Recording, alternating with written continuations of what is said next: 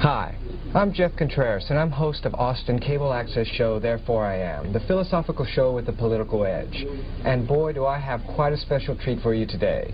For the next hour or so, we'll be talking to Fritz Springmeier, author of Bloodlines of the Illuminati. Fritz, thank you so much for being here today. Thank you for having me. It's a real pleasure. Fritz, your book has been out now for, actually it was republished, isn't that correct? Yes, it's been reprinted twice. Yes. Reprinted twice. And the title of the book is The Bloodlines of the Illuminati.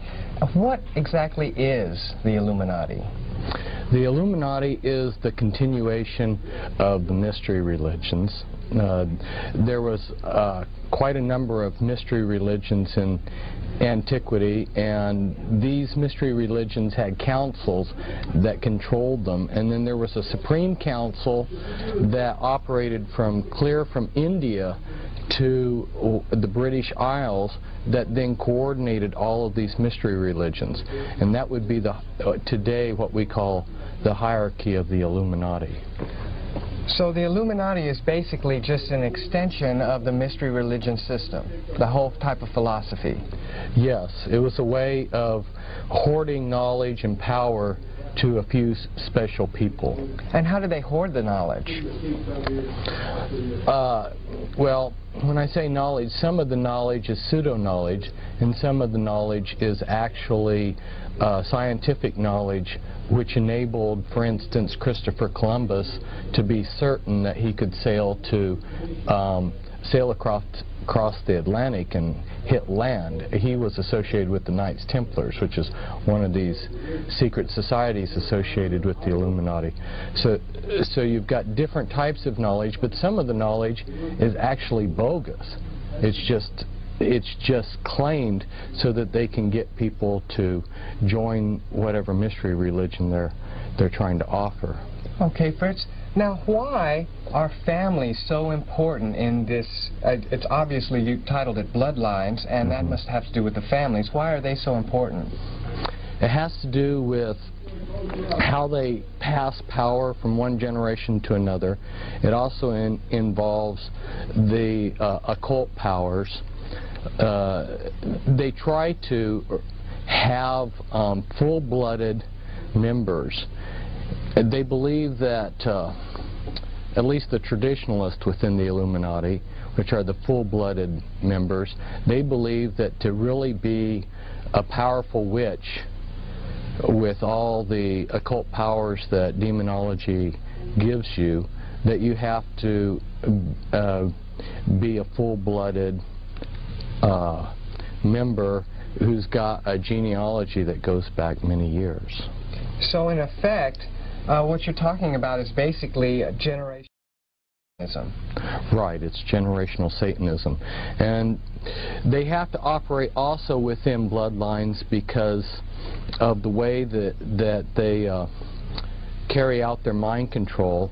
They make program DID, or what was commonly known for a couple hundred years as multiple personality disorder. They program their members with MPD, and in order to do that, you have to have someone who will disassociate when they're traumatized rather than die. There's three things you can do when you're severely traumatized.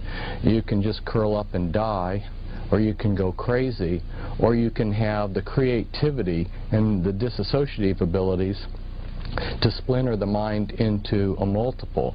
And they want that ability. It's essential because the satanic rituals that they carry out, which are horrendous traditional rituals, blood sacrifices, requires a certain level of insanity and dissociative ability. In other words, what I'm getting at is if you were a normal, sane person and you had to participate in the higher level Illuminati rituals, you'd probably go crazy without the without the programming and the MPD that they carry out. So it's absolutely essential that they maintain the bloodlines. Okay, Fritz, now when you talk about blood sacrifice, what do you mean? Are you talking about chickens or goats or something like that? No. Unfortunately, I'm talking about human sacrifices. This is, you go throughout the world and you examine the different cultures, and you'll find that human sacrifice has been fairly widespread. And these powerful families have always felt that they gained power and through sacrificing other people. So you're saying that the blood sacrifice that we've read or heard about throughout the history books has never actually stopped. It's just gone into secret. That's right. Correct. That's very incredible. Now, Fritz, in the book Bloodlines of the Illuminati, you point out that 13 families are in control of the Illuminati structure. But in your book, you list 14 families. Could you explain this a little bit? Sure. They themselves decided that they would have 13 families, or really maybe a more descriptive word would be tribes. And it's my understanding that the reason why they chose the number 13, besides its magical implications, is also it's in mockery of what God had done, because as you know, there were 12 tribes, and then Ephraim and Manasseh were added, which were split off of the tribe of Joseph, which gave you 13 tribes of Israel. And so in mockery of that, then they have chosen 13 satanic bloodlines. But in working with people that were in the Illuminati and helping people get out of the Illuminati, I've gotten a fairly good handle on what last surnames they use. And although there's hundreds of, say for instance, Rothschilds in the United States, most of the descendants of the Rothschilds have other surnames. And so when I say bloodlines, that's more descriptive of families. And there are certain families within the entire context of the Illuminati that have become powerful in themselves, but aren't labeled by them as one of the top 13. And as there's a continual power struggle between everybody within the hierarchy, you have some factions that become more powerful, and as those families become more powerful, they deserve recognition of their own. So I listed the Reynolds and the Krupp family. Actually, I listed 2 extra besides the 13, the Reynolds and the Krupp family, because from the inside information I had gotten, they were very powerful. So what you're saying is that the families that are the top 13 families right now were not the top 13 families, say, of maybe 200 years ago, or even as far back as 1,000 years ago, that as these Illuminati families struggle for power within their own system, they replace some families with others, and vice versa. Yeah, I believe that process is ongoing. But I also believe that beyond just having the 13 families that they have listed as important or the top, they also, in a sense, recognize the power of other families. For instance, Bill Clinton has become very powerful in his own right. So, or the George Bush family. So, although they are descendants of these 13 tribes, they in themselves now, in this time period, are worthy of special focus or mention. Okay, Fritz. Well, we talked a little bit about the Illuminati structure. Could you briefly explain how this structure is set up? Yes, it's a pyramid structure, There's two basic levels in the Illuminati. There's the anarchy level. In one of my books, I listed hundreds of satanic covens and their addresses across the United States. I mean, there were so many that I listed, numerous pages, that I haven't gone through and counted how many hundreds of addresses of different covens. And these are very eclectic, and besides these witchcraft covens, there's other lodge systems and other things also on the anarchy level. On the anarchy level, you can't discern any pattern because everybody believes differently.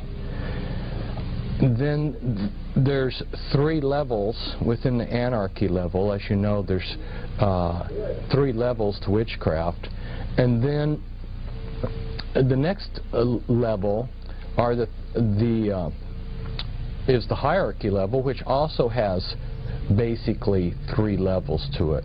Although within those three levels there's ranks and grades, and above that there are councils that you can belong to that have special powers, and there's also special ranks and grades above those three basic grades.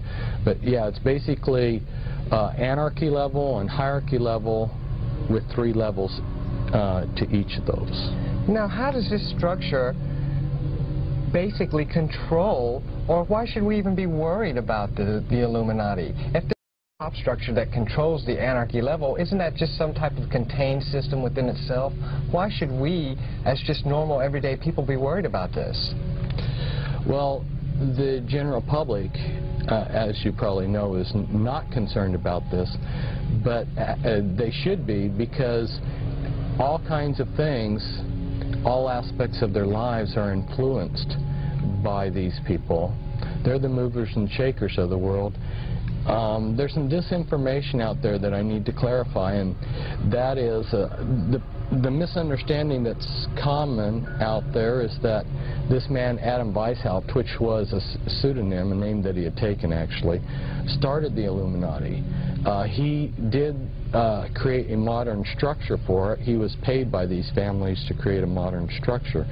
But he didn't originate the Illuminati. The Illuminati goes back thousands of years before him.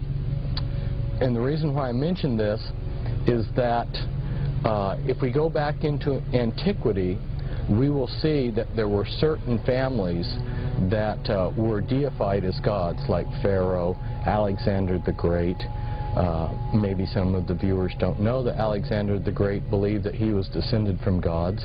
Genghis Khan, who's still worshipped in Mongolia. These powerful families believed they were gods, and they controlled through their priesthoods in these mystery religions the people that were subservient to them. They never wanted to relinquish power. They networked together, and over history you can never find any point in history where they gave up their power. What they did is they did a lot of sleight of hands and went underground or behind the scenes and let other people become frontmen, but they've still stayed in power. You can see a lot of I give a lot of evidence of that in my Bloodlines of the Illuminati book. Just some everyday examples that I ran into is, as a boy, you know, I met Henry Cabot Lodge, and someone who would read American history would know about John Cabot exploring the United States, which was of the Italian Caboto family. This is an ancient family, and yet you can see their influence in history all down through the years. Recently there was a book, Holy Blood, Holy Grail. Well, I say recent, it's not been recent, but it became a bestseller, and then the authors made a trilogy of books, Messianic Legacy and The Temple and the Lodge, and Pageant and Lay and Lincoln were the authors of that trilogy of books. And they go in and discuss how all of the royalty and aristocrats of Europe are descendant from one single bloodline. Now, of course, then when you go to look at our presidents, you find that 11 of our presidents, at least 11, are part of that bloodline. At least 11 presidents are descendants from European royalty. Right, the Merovingian dynasty, at least 11. And a man recently, David Icke, you may have heard of him, yes, says that he has the genealogy charts to show that all of our presidents were related. I have, in the talks that I've given in the last couple of days here in Austin, I showed a genealogy chart that I have, which shows 12 of the American presidents very closely related. Okay, Fritz. Well, you talked about how these Illuminati families, when they have power, and we can see that, then they go into hiding. Most people would say that the Templars, the Knights Templars, were one of these Illuminati structures. Could you explain basically how they supposedly went into hiding? Because you hear about the Templars, they had quite a long reign, and then the French turned against them, and then they were outlawed by the Pope, and then they just disappeared out of history. Right, and but they didn't. Although the Pope outlawed them, they were able to flee, and initially they went to places in Spain and Portugal, and from there they boarded ships and they sailed to Scotland.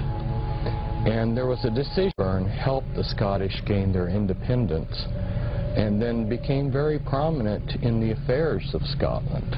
Well, you know, Fritz, I saw the movie Braveheart, and I don't remember them being any Templar Knights in that movie. Yes, that's true, but the movie ended before the Battle of Bannockburn. Oh, all right, I understand now. Okay. Well, Fritz, now that we know basically a little bit about the Illuminati and about how they structure their system, can you give us a little bit of the mindset of these Illuminati families? I mean, why do these families, these 13 families and other families, feel that they have the right or the authority to control almost every aspect of our lives? These families, since antiquity, have believed that they were gods, and of course they have been worshipped in many periods as gods. And they continue to pass that prideful belief down from one generation to another. They believe that they're a superior being. Oftentimes, when I've seen quotes by these people or heard people relate what they heard, you see that they refer to us as ants or cattle. And they basically have the idea that they were born to be gods and rule us, and we were born to serve them. Okay, so they felt that they were gods and they were worshipped as such in ancient times, but with the rise of Christianity and things such as the Inquisition and maybe even the Reformation, shouldn't the people of history have stomped all of this out? They made a decision that they would use Christianity for their own ends. So they established churches that they themselves controlled, and they went behind the scenes and set up a lot of fronts. So what you see, for instance, as proof of what I'm talking about, is at the end of World War II, there was a commission sent around Europe to examine all of the churches and cathedrals that had been damaged by the bombing, and they found something like 80% of these churches had hidden occult altars underneath the Christian altar. That wasn't exposed until they were damaged. In other words, what was happening is these churches were built on ley lines, and the satanic rituals had been secretly practiced in these Christian churches all down through the Middle Ages and up to present times. these were sacred sites that the churches were built on. In fact, some of them were built on very sacred druid sites and things like this. And so the Christian churches were simply functioning as a front so that these people could do their human sacrifices and so forth in secret. And of course, then they became pillars of society with their multiple personalities. They could have a front personality that was the ideal Christian, and on the Sabbath, on Friday night, they could be sacrificing somebody, and perhaps on Sunday morning, they could be the reverend that was giving the sermon. There's a number of other proofs that one can, or evidences of what was going on. If you go throughout Europe, you'll see a large number of the churches had winged reptilian gargoyles put on them, including something that they would have people, statues of people bent over. How do you describe it on television? They're bent over taking a dump, you know. And this is on the side of a cathedral? This is on sides of churches that were built, that the statues built, naked people showing their bare bottoms. And if you ask, why did these Masonic trade guilds build gargoyles and people taking an excrement, you're told they did it for Christ. And I guess, Fritz, people really don't understand is that most of Christianity evolved from the Catholic religion. And the word Catholic itself means universal. And so they just went out into their areas and just absorbed all of the local religions of whatever land they were at. That's very well said. There were a number of mystery religions that bestowed their authority into the Catholic Church. For instance, the mystery religion of Dagon had which was the fish god. And you'll notice that one of the symbols that the Christians use today is the fish. And the Pope's hat, his mitre hat, was the crown of authority of the head of the mystery religion of Dagon. Mm-hmm. So he at one point in history was given the authority to be head of that mystery religion. And so yeah, the Catholic Church was a good way to also absorb a lot of the paganism. Right, besides being a front for the more serious, hardcore. So you mean, Fritz, when I'm driving around in my car and I see another car in front of me with the little fish symbol on the back of it, that the symbol, in reality, even though they believe it represents Christ, is really a symbol for the Dagon mystery religion? I don't think that you will find Christians putting it on there because they worship Dagon, but all I'm doing is saying a lot of these symbols have histories beyond what the Christian Church thinks about. Mm-hmm. You'll find a lot of well, for instance, I have personally with my own eyes seen a good number, or I don't know if good is the word for it, but I've seen a number of churches with the Masonic Knights Templar logo on the side of their churches. Mm-hmm. And what logo is that? It's a cross and a crown. Cross and crown. Right. Okay. It's a particular, it's designed a certain way, and it's very clear that it's a Masonic symbol. And there's a lot of other symbols. I've seen all-seeing eyes. There's Catholic churches that have the Illuminati all-seeing eye, you know, that's in the pyramid. Well, speaking of the all-seeing eye, our local cable outlet, basically who helps us put on this show here, Time Warner in Austin, their symbol for their corporation is an eye. Isn't that kind of funny? Yes, well, it all ties together. It's an enormous thing that's to someone who hasn't been initiated into, who hasn't studied this, the whole the subject is so vast and so incredible that it's really difficult to absorb. That's why I really strongly encourage someone to begin by reading the Bloodlines of the Illuminati book, where I have the time to lay things out systematically, so you can see that this thing started in antiquity. These people controlled everything back then. They never gave up control, although they have worked through trade guilds and the Masonic Lodge and other things. They've always had the power. They never gave up the power. And when this country was created, we thought that we were getting away from the aristocracies and the kings of Europe.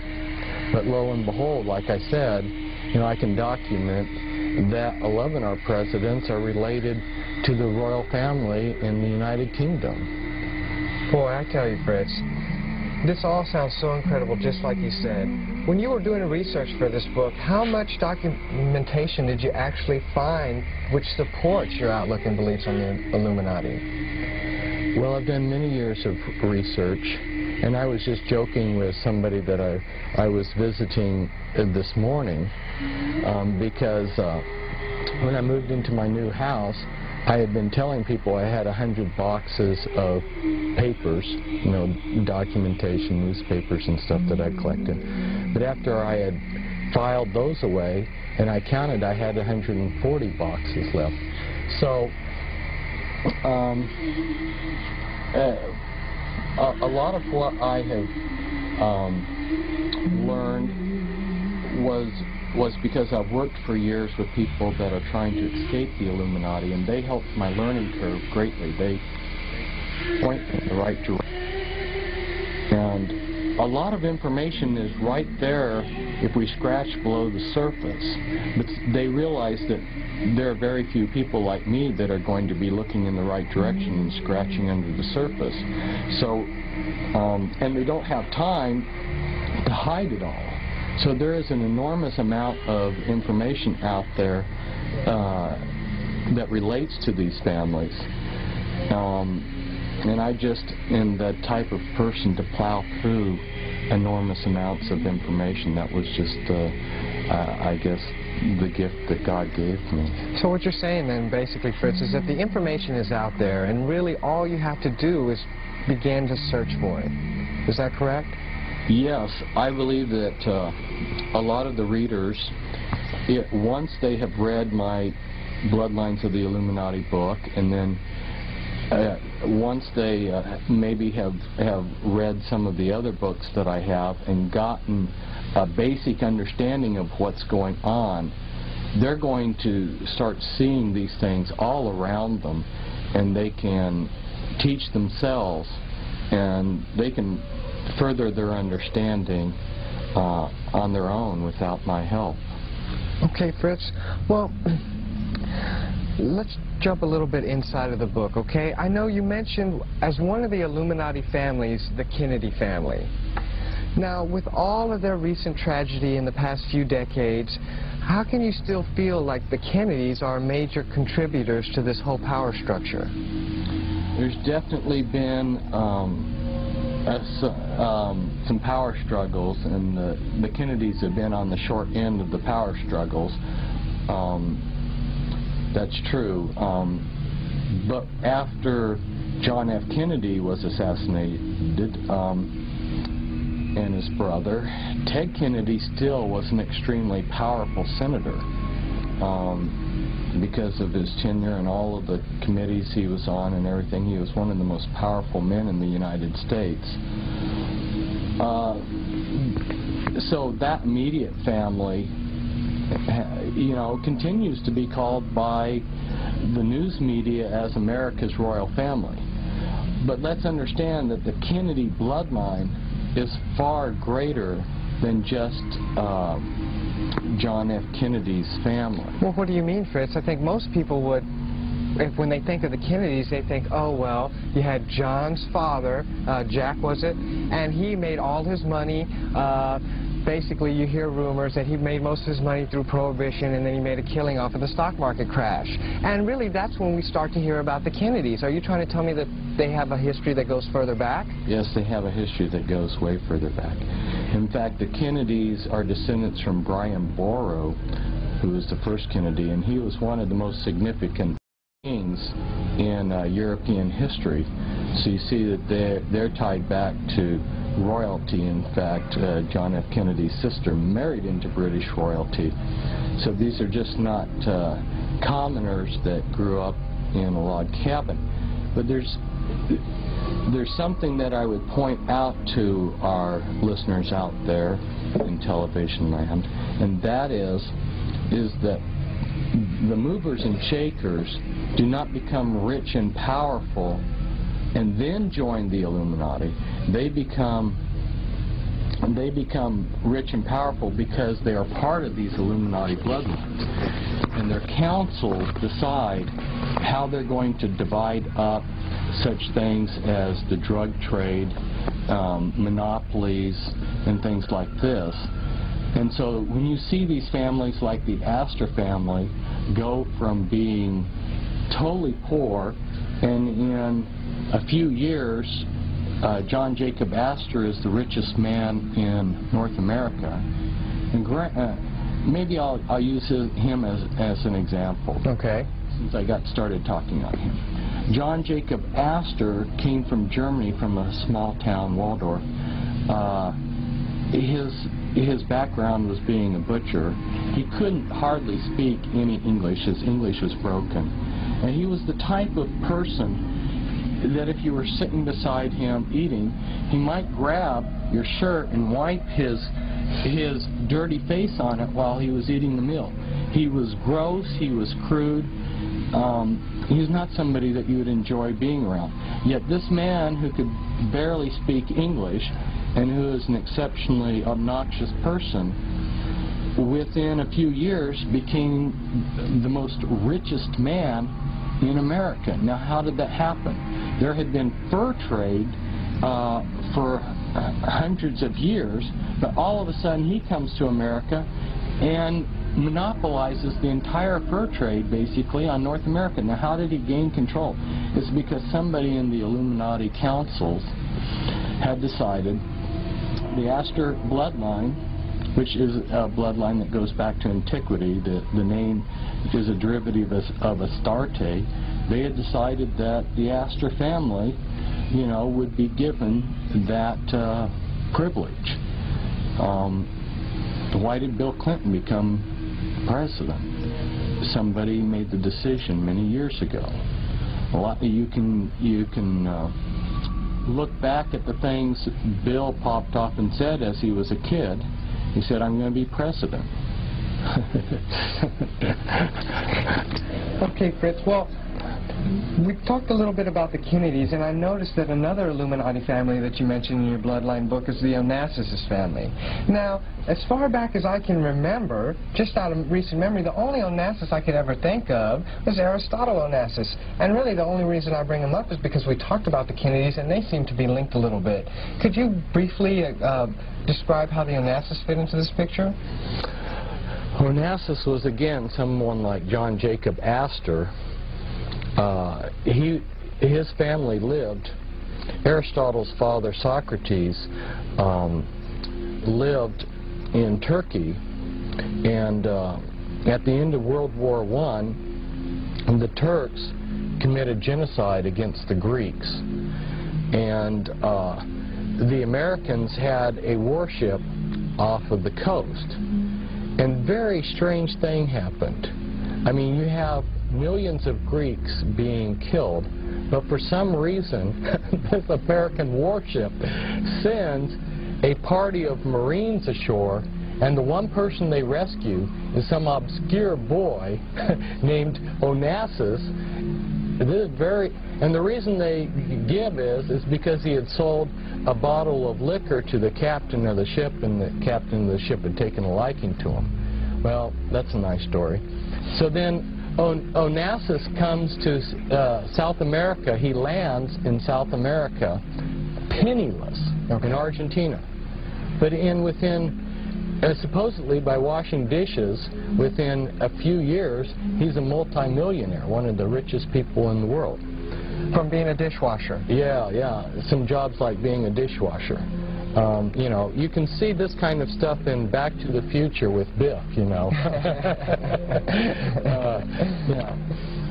This is what we're talking about. So what I'm getting at is he became rich because he was in one of these bloodlines. How extensive is that bloodline? Who else is part of that bloodline? I don't know the full extent of that bloodline. I know that in working with people that were in that I brought out of the Illuminati, most of the people of these bloodlines do not have surnames that match the bloodline that they belong to. Their only major connection, so to speak, is when they are put before the Grand Dame, and she is to give her approval as to whether they're accepted into the Illuminati or not when they're like age 3, and they're given a physical inspection, just like the Masons don't want anybody who's got physical defects. And they're given an overall inspection, and in that initiation ceremony they will announce what bloodline they belong to. But then they will continue going through life with a plethora of other names. Okay. Well, Fritz, after hearing you speak over the weekend, I think one of the best examples to help people kind of understand how the Illuminati control world events, could you kind of briefly describe some of the major events of the Illuminati controlled World War II? Oh, of World War II. Right. Okay. Yeah, I'll focus on that. I might just mention to our audience, I could go back and essentially every war that there is, I could go through and show how these families have created them, manipulated them. Well, you can look at Wall Street, and the Illuminati families on Wall Street were the ones that financed Hitler to come to power. Also, you'll see that the Krupp family in Germany, plus a few other leading industrial Illuminati giants. Now, you're talking about the Krupps that make the coffee machines. Is that right? Yeah, I'm talking about the Krupps that make a lot more than coffee machines. I don't know how many thousands of factories they have today, but they were the ones that built the tanks and a lot of other, the locomotives and a lot of the other steel works that the Germans needed for their war machinery. And these people were the ones, well, one of them said, "We've hired Hitler." So they viewed Hitler as their hireling. So American and German and British Illuminati financiers brought Hitler to power. So you had that aspect happening. And then the dialectics that was created that created the issues and how the war came about were also Illuminati family manipulations. And then the United States' entry into the war. Let me point out something here.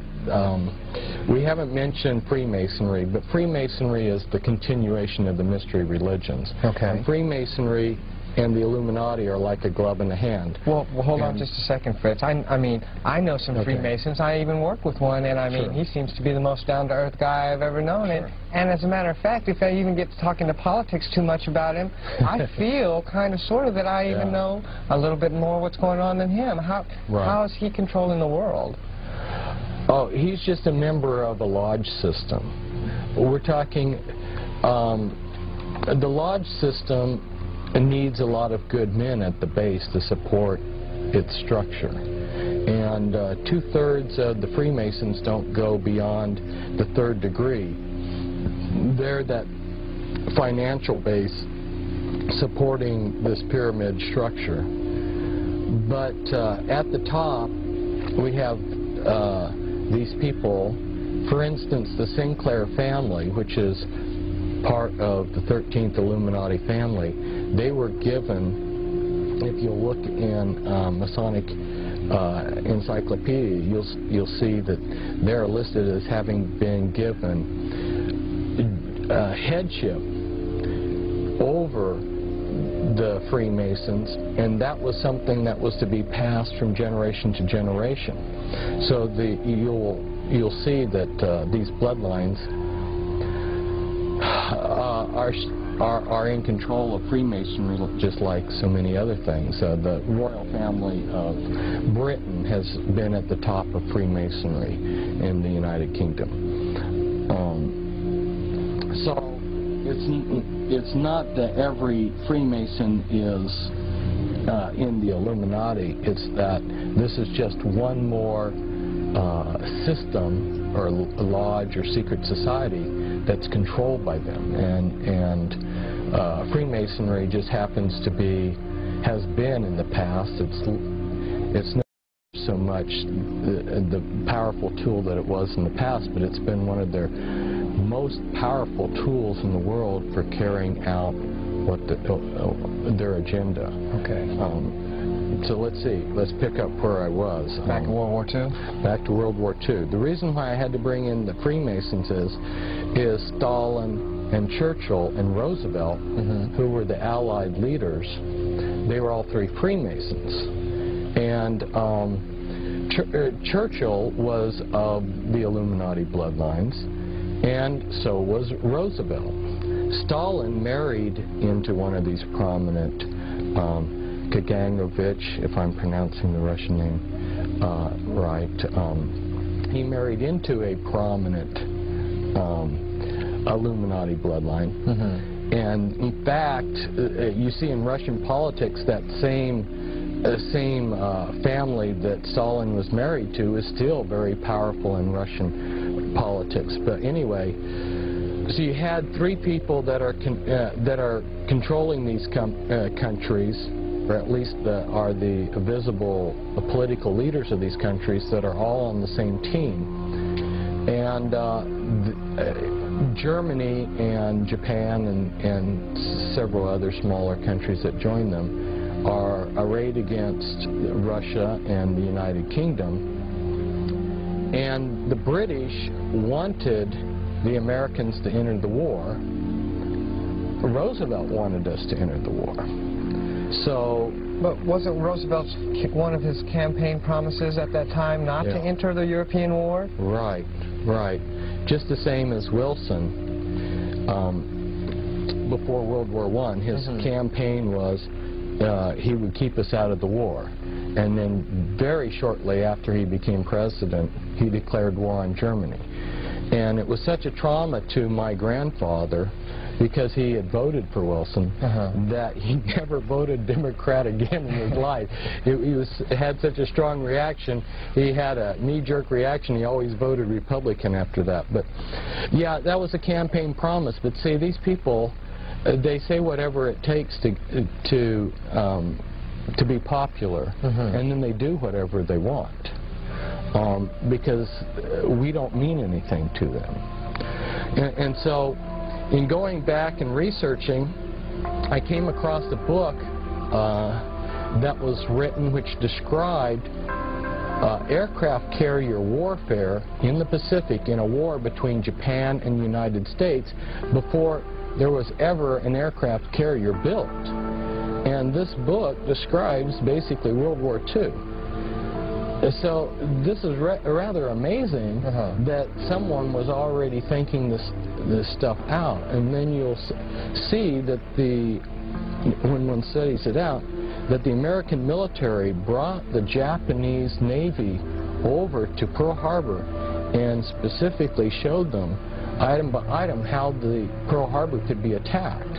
And then on the basis of that, those tours, the Japanese went back, made up their battle plans. American intelligence and British intelligence knew of the battle plans. They watched the Japanese fleet practice for their attack on Pearl Harbor. And then Roosevelt, to make sure that there was a lot of losses, the day before they attacked, he had all of our planes put on the airfields in circles with their noses pointed towards the center of the circle, so that it'd be very hard for them to take off when the Japanese attacked. There was a lot of things like this that were done to make sure that there was a lot of Americans that died so that they could get United States into the war.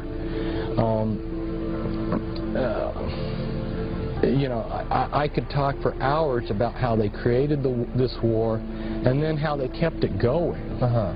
The Illuminati, well, shortly after Pearl Harbor, President Roosevelt, and I showed the documentation in my talk here in Austin from the federal codes. He drew up an executive decree which allowed the Secretary of the Treasury, Morgenthau, to exempt whoever he wanted so that they could trade with the enemy. So these Illuminati families, like the Rockefellers, who controlled Standard Oil, and Onassis, were given the freedom to trade with the Germans so that they could keep the Germans supplied with essentials like diamonds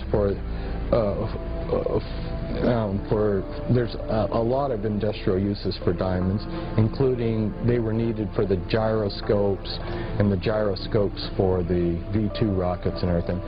They supplied Germany with oil, designs for military equipment, and a lot of other things that, had the Illuminati not been given that special privilege of continuing to trade with Germany during the war would have come to an end easily by 1942. So basically, we had an embargo on Germany if we wanted to, but we just never closed the embargo. Or we just never kept the supplies from coming into the country. Well, if you were one of these Illuminati bloodlines, one of these powerful men, kingpins is the word I use, within these Illuminati bloodlines, you had the privileged status of being above the war. Above the war. The rest of us, it was a real war. And actually, Fritz, I think I can remember from your book, as from the Onassis chapter, his fleet of ships almost went unscathed, is that correct? Totally unscathed. They were never attacked. How many ships did he have? It was between 200 and 300 ships, merchant ships. And he's from the Greek fleet, correct? Yeah, Greek merchant ships. His ships flew the Greek flag. Essentially, every other Greek ship that was floating when the war started was sunk. But his ships went in all of the theaters of the war, the Mediterranean, the North Sea, and they were never attacked by either side. It took collaboration at the highest levels for him to travel around in a world war without anybody bothering him, while he made millions, perhaps billions of dollars off of the whole thing. This is incredibly fascinating. I tell you what, Fritz, we're almost running out of time here, but before we do, I would like you to briefly touch on, I know you mentioned it earlier, how the Bush family has been coming into prominence here of late. Could you give us maybe a little bit more of a background behind that family? Some of our listeners out there may be familiar with Skull and Bones, which is a chapter of the Illuminati, and that they have rituals with satanic undertones. One of the things that they do is lay in a pile of manure when they're being initiated and say all of their sexual exploits. Yeah, I know. Satan causes his minions to do degrading things that they think for some reason, because their minds get warped, that this is something great. The Bush family is related. It's one of those families that's related back to British royalty. And Bush was head of the CIA. And I think it's significant to point out, if our listeners haven't caught it already, they may have already noticed this themselves, but you had the head of the KGB. You know, the KGB has been running Russia and the USSR, and over here we had the head of the CIA, George Bush, who becomes president, and now his son is running. It should make people realize that at least that the intelligence agencies have co-opted these countries, but it's deeper than that, because the intelligence agencies are being used as a front for these powerful families. And there's literature out there that talks about how the intelligence agencies have been prostituted to these powerful families. In fact, KGB intelligence, a large share of their intelligence, is simply being used to spy on Western industry and companies so that they can take all these trade secrets back for Russian capitalists, or Russian gangsters, I should say. Wow, truly incredible. Also, Fritz, I remember this also from your talks over the weekend. I don't want people to think that you're like the only person out there talking about it, and not just today, but I mean throughout history. I remember you mentioned how Senator McCarthy, most people think out there that McCarthy was just afraid of communists, but it's really, from your research, Fritz, do you really think that was the case? No, it wasn't the case. I mean, I was like everybody else. I only knew what I'd been told until I started reading speeches and talks and things that he had written, and I was blown away. I realized the man knew exactly that there were these powerful families, that there was a world order, and he was going after these powerful families. That's why he went after the Bundys, and of course the Illuminati kingpins in our government thwarted an investigation into Bundy. Yeah, he really understood, and so because he was after these powerful people, these movers and shakers, they have used him as a verbal punching bag. I mean, I've watched, I don't know how many people denegate his name, even, you know, in the last few years. I mean, you think the guy has been dead for a long time, they'd forget him, but Bill Clinton has used them as a punching bag, and then George Bush. So it's almost, the Illuminati almost use him as an example. Like, if you come after us, this is what's going to happen to you. Isn't that correct? Yes, yes. That's totally horrible. Well, I know we just got a few minutes left now, for sure. But before we go, I wanted to ask you, Fritz, how can we, as normal, everyday people, recognize perhaps the policies or the agendas which are pushed on us through the Illuminati front organizations? Oh boy, that's a good question, but it's also a big question. Well, you will see that there are certain things that are politically correct, and you will also notice that the world is going towards central control. Right. It's going towards globalization, where we're having the United Nations. You know, the United Nations was formed out of the League of Nations, and there's a continual push to have one political, one world government. Now, isn't that just a natural evolution of perhaps human society? I mean, as the world seems to be getting smaller and smaller through technology, most people would say that would just be a natural evolution of our whole government system. Well, it's definitely being pushed. And whether one wants to believe that's a natural outgrowth of improved communication and transportation, that's up to the individual, but it is definitely being pushed. It's taking a lot of money and a lot of effort to make it happen, and the push behind it are these global elite families that are controlling things from behind the scenes. So not only do we have political globalization, but we have economic globalization and we have religious globalization. So when you see any kind of an agenda that contributes to this one world order, or as Bush has called it, New World Order, or, you know, Hitler, who was also of these bloodlines, also referred to New World Order.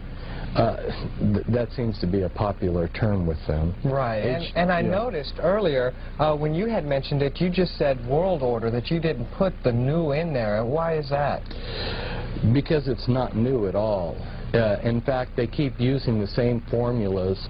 The things that controlled people back in ancient Rome, you know, where they had bread and circus, they're using the same formulas that they used in antiquity on us today. And bread and circus simply means that if you give the common person entertainment and plenty of food, like the junk food we get, they'll be happy. And most people, as long as they have their beer and their football game, are happy. Unfortunately, that is true. Well, I tell you what, Fritz, I really appreciate you coming down here, taking time out of your busy schedule to come give us an interview, and I look forward to having more talks with you in the future. Thank you. It's great being with you.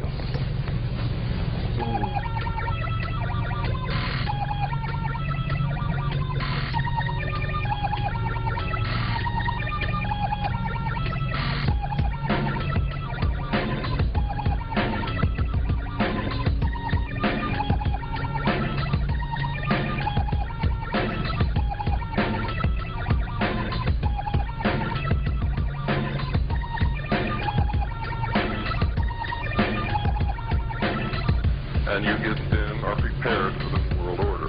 They've been preparing people for many years, and it's almost here. It's almost here.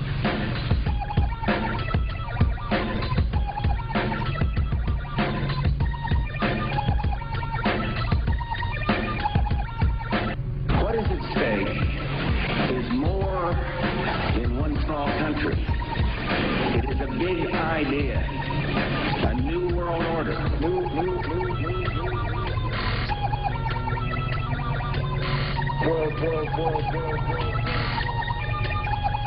Order.